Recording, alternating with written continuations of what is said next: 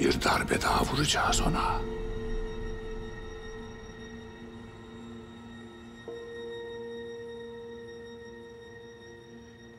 Vaziyet nedir? Hünkârım, kolera. Salgın var. Gençler diğer odalarda tedavi edilmekte. Lakin vaziyet iyi değil.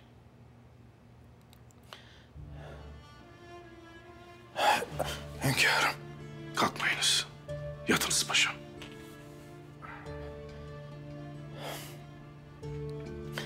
Hünkârım, hastaneye gelirken gördüm. Gençlerin hepsi yemek verdiğimiz gençler. Merak etmeyiniz paşam. İyileşeceksiniz.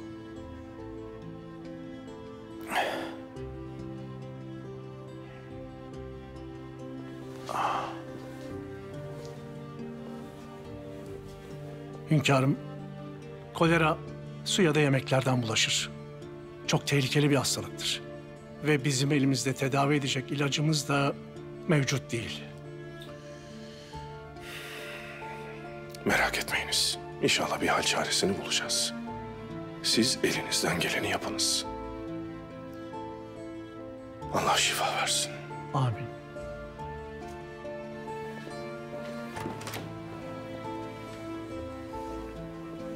Koca sultan utanmıyor. Çoluğu çocuğu telef ediyor. Yazık değil mi buncacık gençlerin kanına girmeye? O zalim ablam, zalim. O zalim gelecek, zamanı gelecek. Hepsinin zamanı gelecek. Kendisi zehirletti. Padişah bildik, itaat ettik, hürmet ettik. Sabi Sübyan'a ettiğine bak. Yazık değil mi bu gençlere? Elbet onun da zamanı gelecek.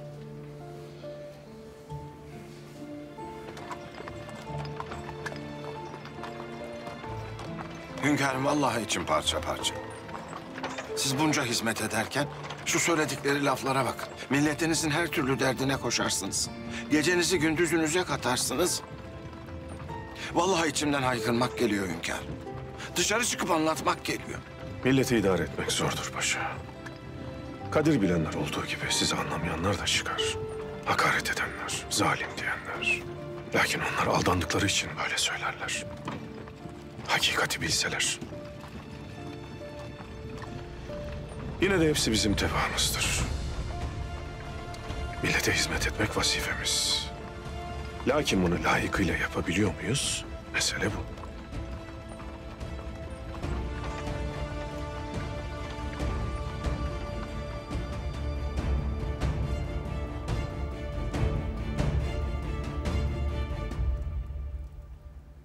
Talebelere yemekler saray mutfağından gitti, doğru mudur? Evet hünkârım, kendi ellerimle yaptım. Peki nasıl olur da mutfağımızdan giden yemekleri yiyen herkes hasta düşer? Vallahi bilmiyorum sultanım. O yemeklerin aynısından biz de yedik. Aynı kazanda pişti. Sadece sizin yemekleriniz hususi pişer emme, onları da aynı malzemelerden yaptık. Yani bir şey olsaydı hepimize birden bir şey olurdu. Allah Allah. Peki bu gençlere kolera nasıl bulaştı? Paşa, bir tetkik heyeti kuralım. Malzemeler nereden temin edilmiş? Yolda giderken bir müdahalede bulunulmuş mu araştırın. Emredersiniz hünkârım. Talebelerin ne suretle hastalandıklarını bulmalıyız.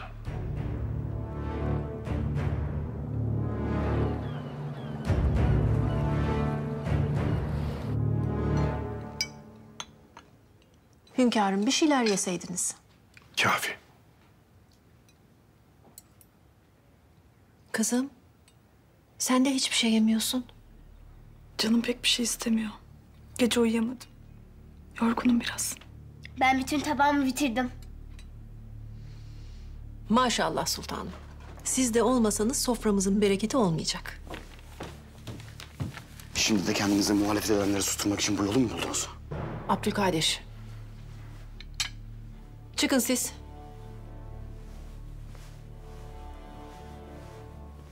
Oğlum sen ne demek istiyorsun? Ben demiyorum validem. Gazeteler söylüyor. Herkes bunu konuşuyor. Sevgili, adaletli, yüce hünkârımız... fikirlerini dinleme bahanesiyle saraya yürüyen gençleri yemeğe alıkoymuş. Sonra da hepsini hasta etmiş. Sen de bu haberlere inandın, öyle mi?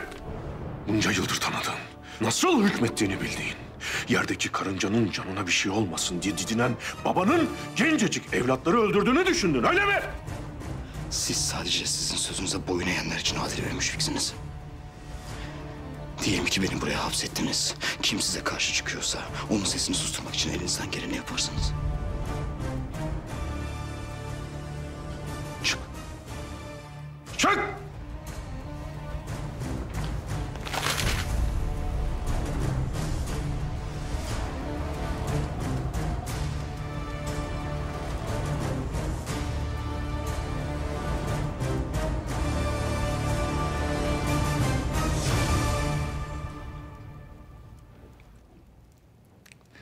Hatice'm. Kemalettin. Eline ne oldu? Mühim bir şey değil. Sana kavuşmak için ödediğim ufacık bir bedel sadece. Ne zaman çıkartırlar seni buradan? Çok sürmez. Seni bir ömür beklemeye razıyım ben. Sen buradan çıkar çıkmaz biletlerimizi alıp buradan gideceğiz. Aklımda birkaç yer var. Biraz uzak ama bilmem sen ne düşünürsün. Hatice'm, senle dünyanın öbür ucuna bile gelirim ben. Biz o kadar mutlu olacağız ki. Çektiğimiz bütün bu sıkıntıları unutacağız. Biliyor musun? Şu an unuttum bile.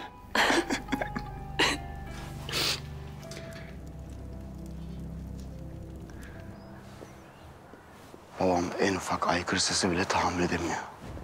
Herkes onun gibi düşünmek zorundaymış gibi. Siz babanızın yerinde olsaydınız tahammül eder miydiniz? İstemesem de tahammül etmek zorundaydım.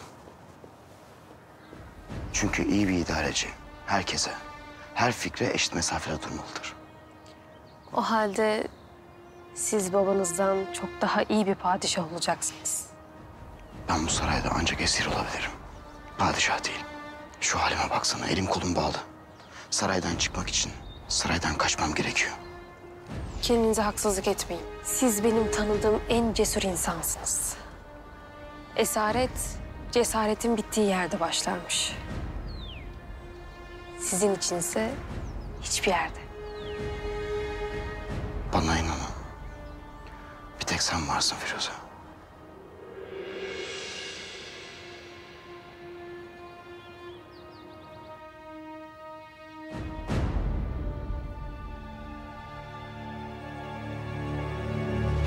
Hünkârım, vaziyet ağır.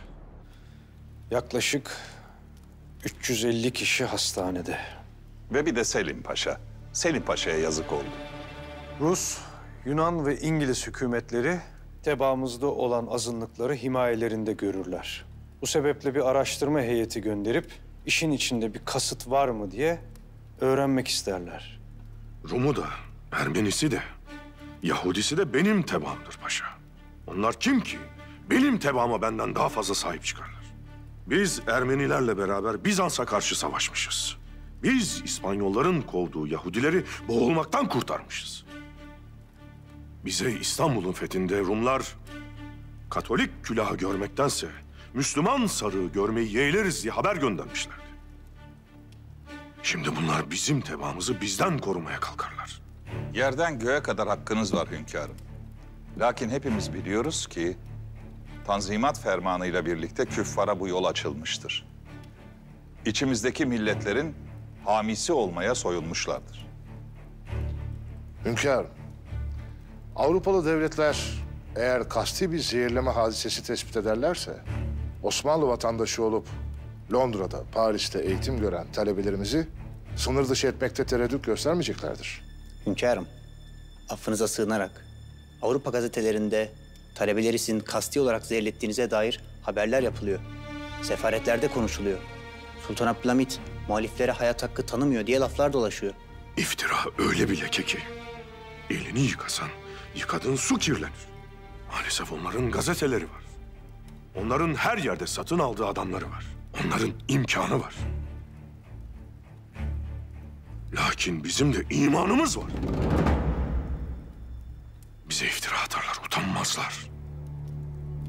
Bu meseleyi halletmeliyiz. Lakin Batılılar bize saldırdığı için değil. Vazifemiz memleketimizdeki talebeleri, gençleri korumak olduğu için. O masumlar kurtulsun da tahtımız yere çalınsın. Paşam, yemeklerle alakalı rapor geldi mi? Geldi hünkâr. Herhangi bir sıkıntı yok. Yemekler temiz.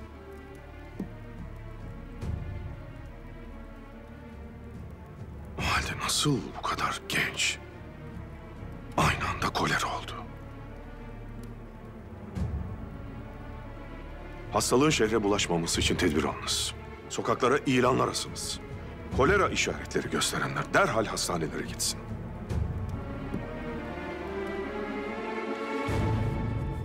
Şimdiden 2 talebe Hakk'ın rahmetine kavuşmuş. Hekimler sayının artmasından endişe ediyor. Biliyorum bu hastalığı. Kolera. Çocukluğumda Balkanlara ölüm sağanağı gibi yağdı. Çok ocak söndürdü. Bir çaresi yok mu Hasan? Bir ilacı çaresi bulunamadı. Ne yani şimdi Selim Paşa, talebeler hepsi ölecek mi? Bünyesi kuvvetli olanlardan kurtulan var. Lakin bol sıvı almaları, su içmeleri lazım. Hastanedeki hekimler bunu biliyordur herhalde. Biliyorlardır. Ama ben yine de hastaneye gidip yardım edeyim. En azından hastalığın yayılmasını önlemek için tedbir almalarına yardımcı olurum. Hasan, dikkat et. Sana da bulaşmasın.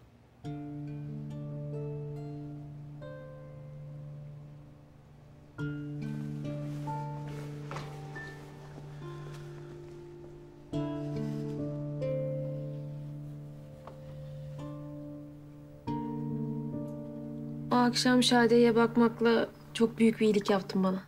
Ben pek emin değilim. Bidar Sultan çok kızmış görünüyordu. Seni cezalandıracağından korktum.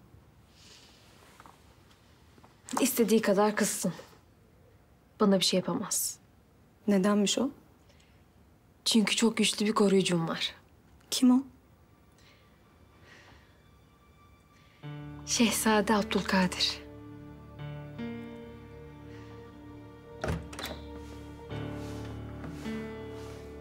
Firuze, Bidar Sultan seni bekliyor. Vaktiyle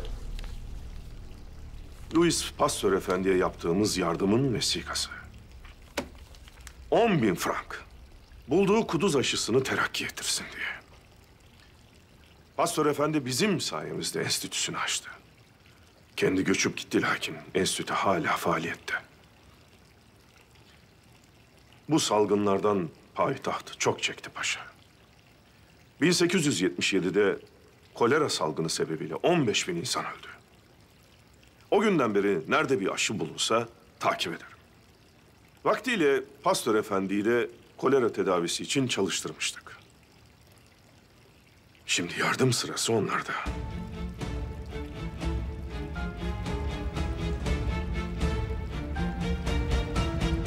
İngiliz hükümeti yaptırım kararı alsın. Ticari ilişkileri kademeli olarak kesmeye başlasın. Lordlar Kamerası'na çektiğimiz telgrafın cevabı geldi. İngiliz hükümeti bu olayı şiddetle kınıyor. Arzu ettiğiniz yaptırımlar da Lordlar Kamerası'nda görüşülmüş. Sizinle aynı fikirdeler. Herzl birkaç gazetede haber çıkardı ama yetmez.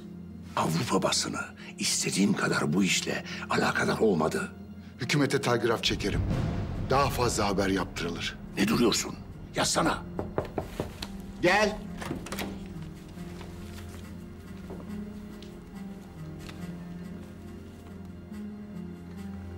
Bana Armen'i çağır. Haberler bütün Avrupa milletlerinin yüreğine işlemeli. Yalnızca kendi istikbali uğruna yürüyüş yapan gençler zehirlendi. Payitahta bütün anne ve babalar çocukların canlarından endişeli. Hayatını kaybeden çocukların anneleri perişan halde. Burada yapılan zulme kimse sessiz kalmasın. Gel.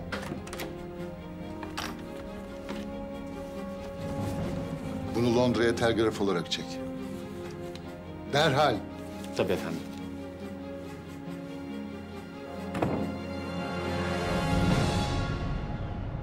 Gel kızım. Sultanım, beni çağırmışsınız. Sultanım, bana kızgın olduğunuzu biliyorum. Lakin... Bilakis. Sana kızmak için değil. Seni hayırlı bir iş için çağırdım Firuze. Hayırlı bir iş mi? Hayırlı bir iş, evet. Hünkârımızla da görüşeceğim. Eğer o da münasip görürse... seni paşalarımızdan biriyle evlendirmek istiyorum.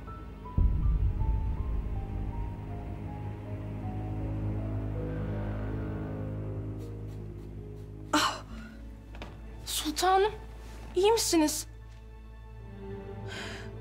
İyiyim. Mideme bir ağrı saplandı. Geçer birazdan. Gel. Sultanım, size bir pusula gelmiş.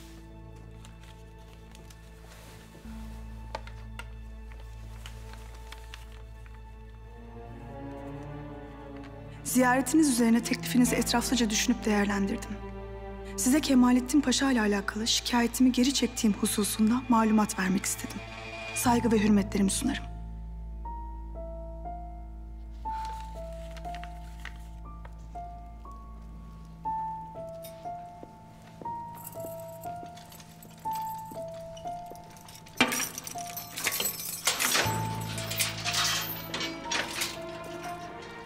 Kalk hadi. Çıkıyorsun. Hayırdır nereye? Mahkemeye mi? Hayır, dışarı. Allah Allah. Davacının şikayetini geri almış.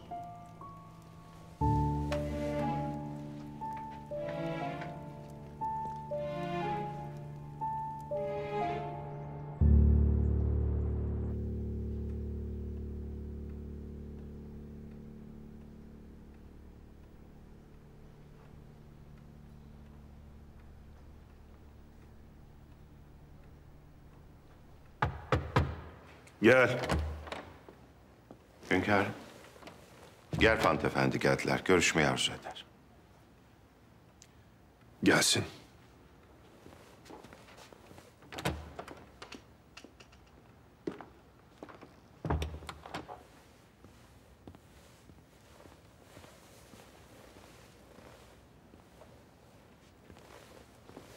Hünkârım, kolera meselesini duydum. Çok üzüldüm. Siz de benim yaptırdığımı mı düşünüyorsunuz? Asla hünkârım. Ben sizin ne merhametli biri olduğunuzu çok iyi biliyorum.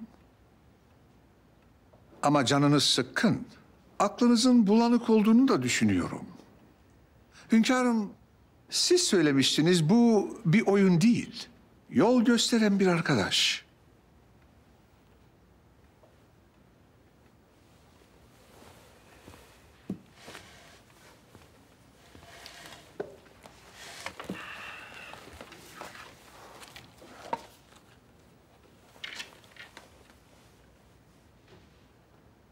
Önce siz.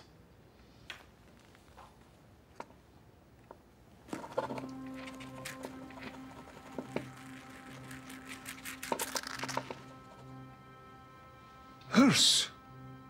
Hırs, insanı hüsrana sürükler. Onun yerine azimdir güzel olan. Biz her işimize azmederiz. Lakin batılılar hırslanır. Neticesi hüsran.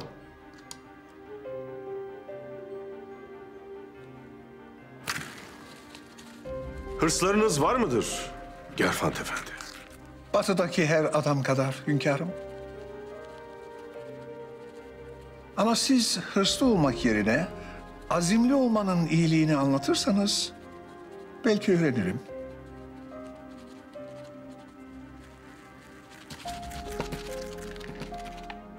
Muhabbet. Hırs sevgisizdir. Azimse bir muhabbet gerektirir.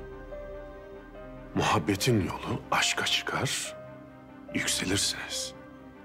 Aşka gelen visale erer. Ariflerin satrancı da visal ile, yani kavuşmayla biter. Kazandınız. Yani oyun bitti mi? Oyunlar mutlaka biter Gerfant Efendi.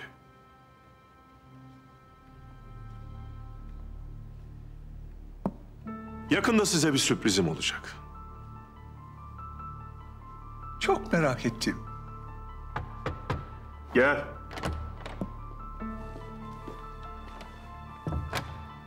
Hünkârım, bir genç geldiler. Israrla sizinle görüşmeyi arzu ediyor. Kolera ile alakalıymış. Peki. Kabul salonuna alınız. Geliyorum. Emredersiniz hünkârım. Artık Ariflerin satrancını oynamayacak mıyız? Elbette oynarız. Hilekarlıkla bitmediği sürece.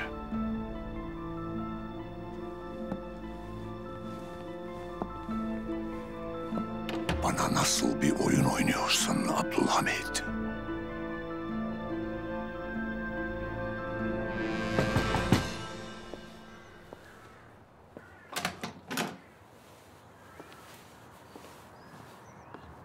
Geçmiş olsun Kemalettin Paşa. Çıkmışsınız nezaretten. Sultanım. Hatice Sultan'ı görebilir miyim? İkiniz de ateşe yürüyorsunuz. Hala farkında değil misiniz?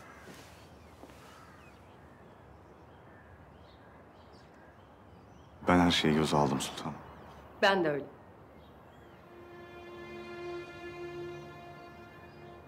İzin verir misin ama?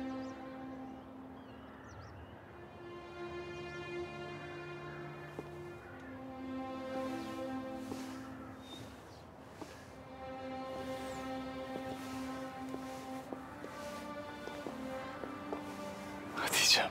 Kemalettin'im. Biliyor musun? Biletlerimizi aldım. Gerçekten mi? Hiç bu kadar şanslı olacağımızı düşünmezdim. Ben de öyle. Öğlen limanda bekleyeceğim seni. Tamam.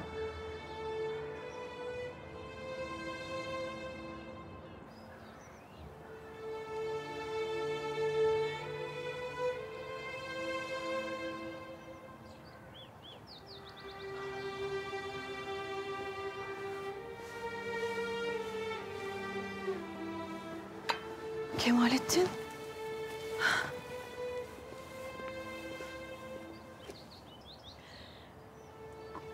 Çok şükür. Çıkmışsın sonunda. Babam şikayetini geri almış. Serbest bıraktılar. Sultanım, siz iyi misiniz? Yüzünüz bembeyaz görünüyor. İyiyim, iyiyim. Bir şeyim yok. Görevinize de, saraya da döndüğünüz için çok mutluyum. Sultanım, ben buraya sadece eşyalarımı toplamaya geldim. Saraydan da, vazifemden de ayrılıyorum. Sadece birkaç gün kaldım nezarethanede. Bunun için mazini, istikbalini mi yakacaksın?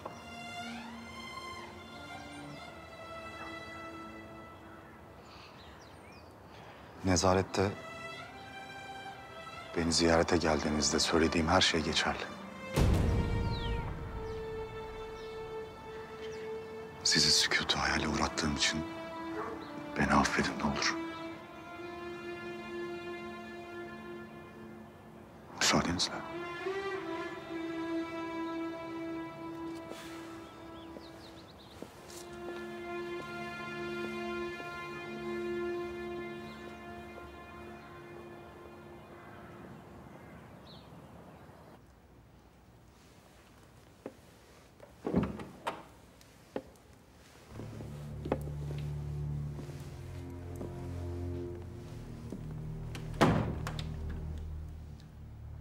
Beni görmek istemişsin. Genç adam. Hünkârım, ben size muhalefet edenlerden biriyim. O gün bahçede ben de vardım. Ve karşımdasınız. Benden arkadaşlarınızın hesabını sormaya mı geldiniz? Hayır. Çünkü sizin bir kabahatinizin olmadığını biliyorum. Herkes gençleri benim zehirlettiğimi düşünürken siz niçin aksini düşünürsünüz? Hakikati gördüm. Ben İngiliz sefaretinde çalışır, bir yandan da okurum. Orada bir belge gördüm. Altında bizzat sefirin imzası olan bir belge. Neymiş o belge? Sefir İngiliz Foreign Office'e bir yazı gönderdi. Yazıda Avrupa basınında payitahttaki gençleri bizzat sizin zehirlettiğiniz hususunda propaganda yapılmasını istediği yazıyordu. Ve altına bu yalana herkesi inandırmalıyız diye de not düşürmüştü. O gün yemeğe ben de gidecektim. Ama bir adam beni durdurdu. Adamı yemeğe suları taşırken görmüştüm. Muhtemelen sularda kolera vardı. Sen şerefli bir gençsin. Size iftira atarlar hünkârım. Kendimi tutamayıp huzurunuza çıktım. Bu zamana kadar size yaptığım muhalefetim için de af diliyorum. Hakiki bir pişmanlık her zaman affedilir. Nerede doğdun? Payitahtta. Baban ne iş yapar? Memurdu. Vefat etti. Hangi kilisede vaftiz edildin? Sizin onarttığınız fenerin orada bir kilise var. Orada. Sen Osmanlısın evladım. Şimdi bunu hatırla. Bu devletin kimseyi ayırmadığını, tebaasına eşit davrandığını hatırla. Babanın rızkını bu devletten kazandığını hatırla. Buraya gelirken hep bunları düşündüm hünkârım. Öyleyse senden bu iftirayı temize çıkarmanı isteyeceğim.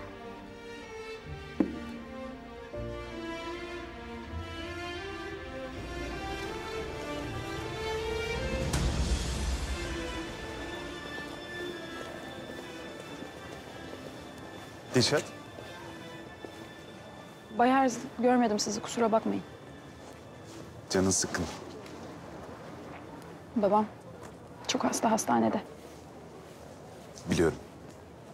Abdülhamit o gençleri öldürmek isterken maalesef babanızı da harcadı. Hayır, hünkârımız babamı sever. Babam da ondan hep övgüyle söz eder. Demek ki Abdülhamit'in gerçek yüzünü görememiş. O hiç kimseyi sevmez. Tek derdi tahtını korumaktır. O gençleri de bu uğurda ölüme göndermekten çekinmedi.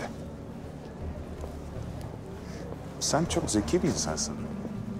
Babanın ve Abdülhamit'in emrindekilerinin anlamadığı şeyi anlayabilirsin. Onun zalim ve baskıcı biri olduğunu anlaman zor değil. Sana verdiğim kitapları okuyor musun? Orada yazanların hepsi gerçek. Tıpkı senin öğrendiği gibi gerçekleri herkes öğrenmeli. Eğer istersen sen de bizimle birlikte hareket edeceksin. Hürriyet için, Abdülhamit'i o tahttan indirmek için bizimle birlikte mücadele edeceksin. Senin gibi bir yazar bunu başarabilir.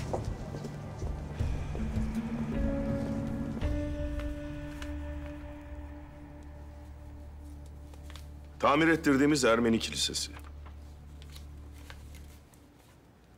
Bulgar Kilisesi'ne yaptığımız yardımın belgesi. Kimseyi ayırmadan kabul ettiğimiz çocuk hastanesi. İrlanda'da yaşanan kıtlık zamanı Osmanlı'nın oraya gönderdiği yardım gemisini minnetle anan İrlandalıların Osmanlı için bastırdığı para. Arkasında insanlığın son kalesi Osmanlı. Kimyager Pastor Efendi'ye kuduz aşısını bulsun diye yaptığımız yardımın vesikası.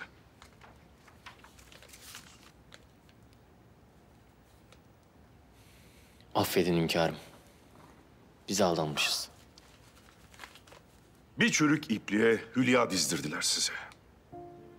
Aldattılar. Bu koca devlete diz çöktürmek için Ermenileri, Rumları kışkırttılar.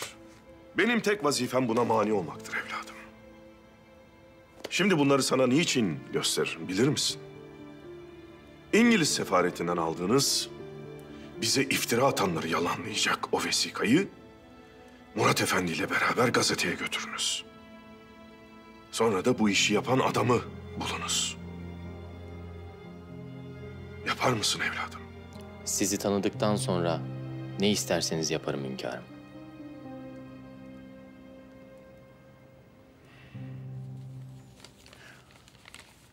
...12 yeni kolera vakası daha gelmiş hastaneye. Bir de ölüm varmış. Allah rahmet eylesin. Allah rahmet eylesin. Hekimler ilaçların yetersiz olduğunu söylüyor. Temin şart.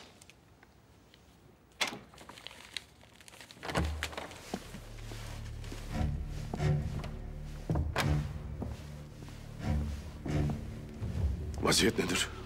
Maalesef iyi değil hünkârım. Ölüm haberleri gelmeye başladı.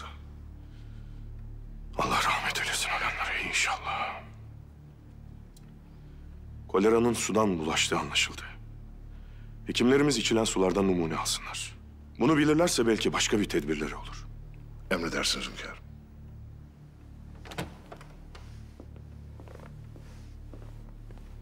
Gel paşa. Hünkârım. Paris'ten haber var. Nedir? Pasteur Enstitüsü yardım yapmayı reddediyormuş. Yardım nasıl reddedilir? Olacak şey mi? Gençlerimiz ölüyor. Hünkârım, İngiliz sefir sizinle görüşmeyi bekliyor.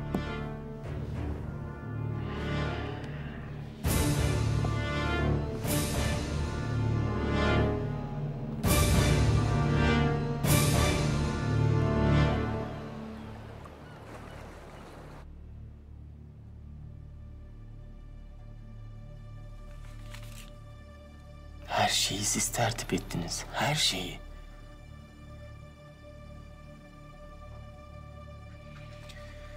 Ben katillerle aynı cephede yer alamam.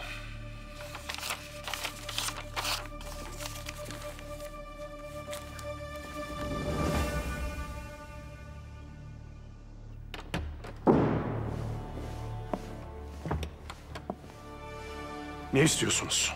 Hükümetimiz yaptıklarınızı kınıyor. Ne yapmışız? Onlarca genç ölüyor. Sizin zehirli ettiğiniz ise bütün gazetelerde yazıyor. Sizin Sarayburnu'nda cesedinizin bulunduğunu yazsaydı sabahki gazeteler, doğru olur muydu? Olmazdı. İngiliz hükümeti Londra'da eğitim gören gençlerinizi göndermeye karar vermek üzere. Avrupa'daki bütün Osmanlı şirketlerinin faaliyetlerini durduracaklarını söylememi istediler. Sanırım pazarlık için geldiniz.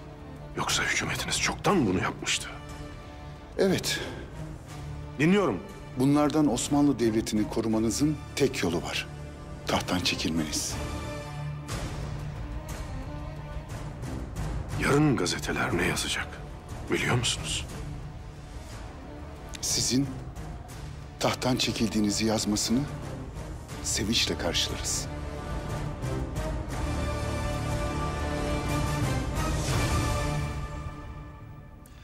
Akşam baskısında mutlaka çıkmalı. Zehirlenme hadisesini kimin yaptırdığını öğrensin millet. Hünkârımızın böyle bir fenalık yapacağına bizim milletimizden kimse inanmamıştır zaten. Olsun.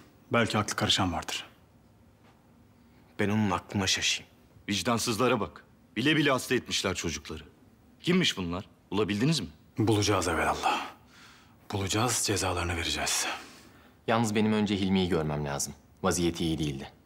O zaman evvela hastaneye gidiyoruz. Hadi. Hadi. Hünkârım, Pasteur Enstitüsü için ne yapacağız? Tek kurtuluş çaremiz onların elindeki ilaçlar.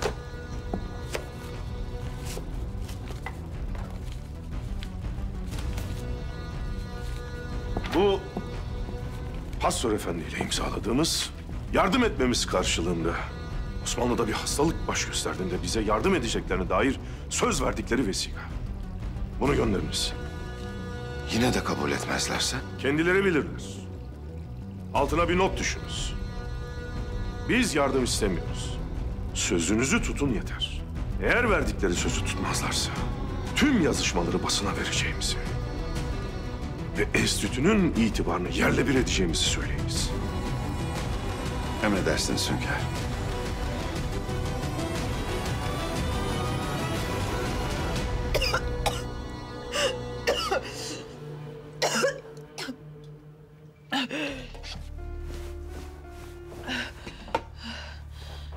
Yardım et. Sultanım, siz hiç iyi değilsiniz. Bidar Sultanımıza haber gönderdim. Naime, neyin var senin kızım? Hiç iyi değilim.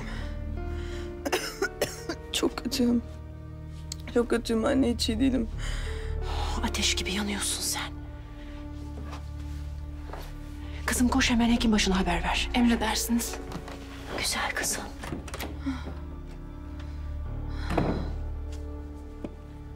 Bir sürü kıyafetin var abla. Hepsi sığmaz ki bunun. Fazlası kalsın. Beğendiğini sen giyersin. Beğenmediklerini de dağıtırsın. Abla. Biz hiç ayrılmadık ki. Ben seni çok özleyeceğim. Hele bir yerleşelim. Sen de gelirsin yanımıza. Hem belki halam da gelir bizi ziyarete. Sen mutlu ol da ben seni görmemeye razıyım kızım. Halam. Ben çok mutlu olacağım. Sen müsterih ol. İnşallah kızım. İnşallah.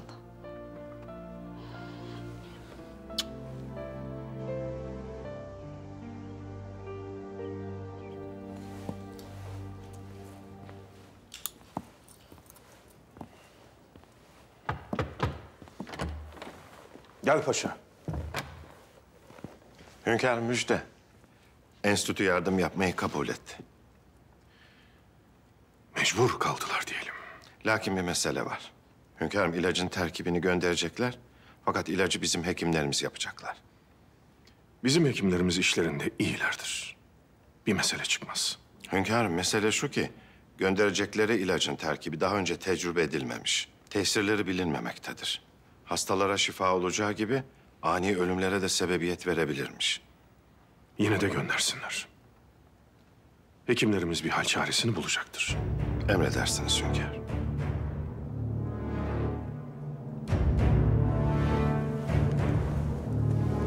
Biraz daha su içmeniz gerekiyor.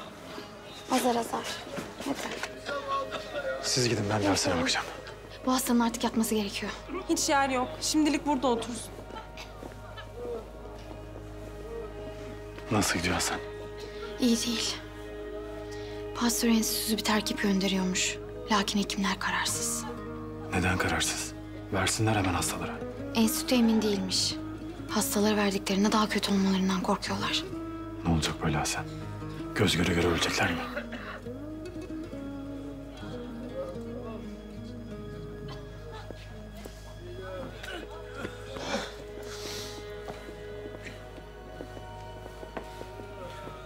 Gidip bulalım o şerefsizi. Allah rahmet eylesin.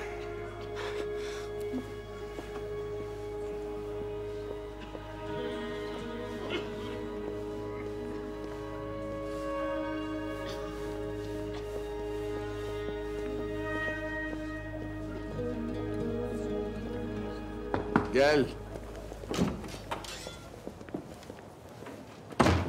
Gel Vladimir. Vaziyet nedir? Abdülhamit bütün tedbirleri aldırdı. Talebeler de tedavi ediliyor. Salgın, bir devletin başına gelen en büyük felaketlerden biridir. 1854'te Londra'da büyük bir kolera salgını oldu. Salgının kaynağını bir türlü bulamadılar. Dr. John Snow, kolera mikrobunun su ile bulaştığını keşfetti. İdarecilere bunu anlattı. Kimse Snow'u dinlemedi. Kolera bir su tulummasından geliyor. İdareciler Snow'u dinleyip tedbir alana kadar 616 kişi öldü. Vladimir, kolerayı şehre yayalım. Abdülhamid'in Jon Snow'u yok. Tedbir alana kadar belki de bütün payitaht salgından kırılır.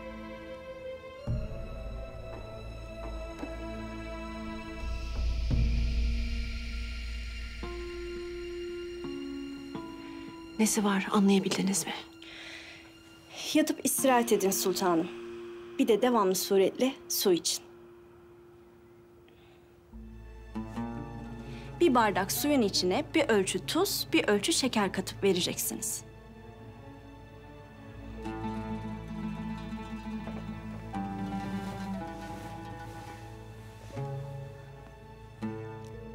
kolera illeti sultanım. Nasıl mümkün olabilir lakin? Haremden hiç kimse yemeğe katılmadı. Nereden kapmış olabilir? Sultan, ben nereden bulaştığını biliyorum. Dün gece sultanımız benden su istemişti. Sürahide su olmadığı için yemek için getirilen sulardan aldım. Affedersiniz. Senin ne kabahatin var kızım?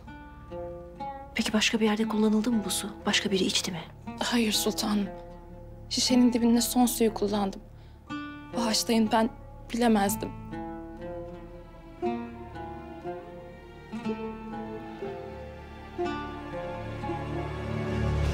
Ne kadar kaldı? Geldik sayılır.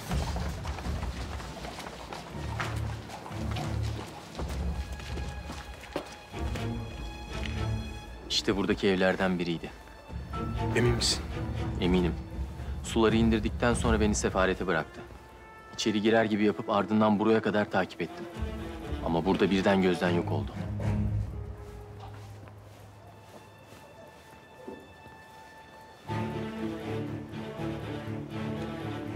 İşte orada.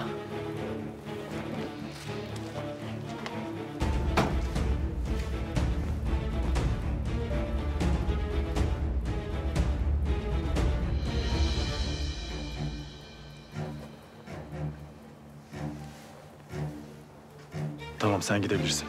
Gerisini biz hallederiz. Hadi Söğütlü.